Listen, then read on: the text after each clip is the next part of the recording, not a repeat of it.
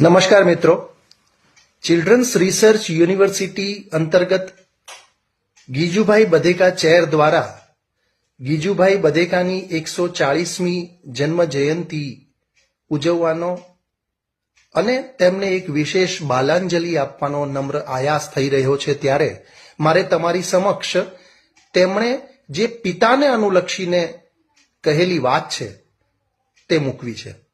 ગીજુભાઈ બધેકા કહે છે કે ઘડીભર રાજદ્વારી પ્રપંચ છોડી દે અને તારા બાળક સાથે રમ, ઘડીભર વકીલી કાવા દાવા છોડી દે અને તારા બાળક સાથે રમ, ઘડીભર વેપારની ગડમથલ છોડી દે અને તારા બાળક સાથે રમ, ઘડીભર કાવ્ય સંગીતને છોડી દે અને તારા બાળક સાથે રમ, ઘડીભર ભાઈબંધ અને મિત્રોને છોડી દે અને તારા બાળક સાથે રમ, ઘડીભર પ્રભુજનને પણ છોડી દે અને તારા બાળક સાથે રમ, ઘડીભર જીવન સમગ્ર વિસરી જા અને તારા બાળક સાથે રમ, ઘડીભર સમસ્ત જગતને ફેંકી દે અને તારા બાળક સાથે રમ। ગીજુભાઈ બધેકાએ કેટલા સરળ શબ્દોમાં કેટલી સટીક વાત કરી છે।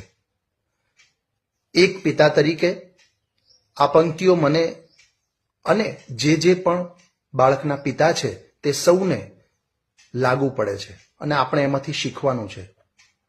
આપણી પાસે કેટલા બધા એક્સક્યુઝીસ હોય છે, એવી એક પ્રકારની છટકબારીઓ હોય છે કે મારી પાસે સમય નથી, હું નોકરી ધંધામાં વ્યસ્ત છું, મારે એક સામાજિક જીવન પણ છે, અરે હું એક રચનાત્મક કાર્યો અને સર્જનાત્મક કાર્યો કરવાની અંદર મારું હું એક કવિ છું, લેખક છું, એટલે મારે બહુ વિચાર કરવો પડે, એકાંત જોઈએ। આવા અલગ અલગ ઘણા આપણા એક્સક્યુઝ હોય છે આપણા બાળકથી દૂર રહેવાના। પણ અહીંયા તો ગીજુભાઈ બધેકાએ એક છેક સપ્તમ સુધીની વાત કરી છે કે પ્રભુજનને પણ વિસરી જા અને તારા બાળક સાથે રમ। વિચાર કરો, અને એટલા માટે જ ગીજુભાઈનો મંત્ર હતો બાલ દેવો ભવ, બાળકને દેવ માનો, દેવ બનાવો। આપણો ઈશ્વર આપણું સંતાન, આપણું બાળક છે।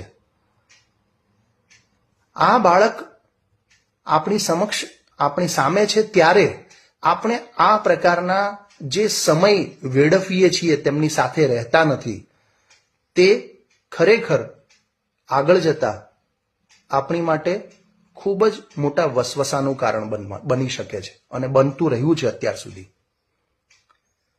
ગીજુભાઈ બધેકાએ જે સરળ શબ્દોમાં એક સનાતન સંદેશ આપ્યો છે, જે ગઈકાલે પણ પ્રસ્તુત હતો, આજે પણ પ્રસ્તુત છે અને આવતીકાલે પણ પ્રસ્તુત રહેવાનો છે, એવો તેમનો આ સંદેશ દરેક પિતાએ, મારા સહિત દરેકે આત્મસાત કરવાનો છે। જો દરેક પિતા આ પ્રકારે બાળકની સાથેનો પોતાનો નાતો, સ્નેહ સંબંધ વધુ ગાઢ બનાવતો જશે અને બાળકને ખૂબ જ અગત્યનો એવો પોતાની સાથેનો સમય વિતાવશે, તો ગીજુભાઈનો આત્મા જ્યાં કાંઈ પણ હશે ત્યાં અત્યંત હર્ષિત થશે।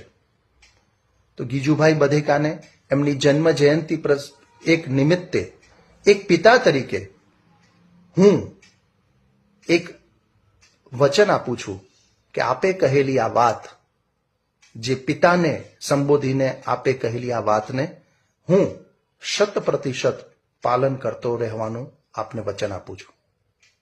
નમસ્તે।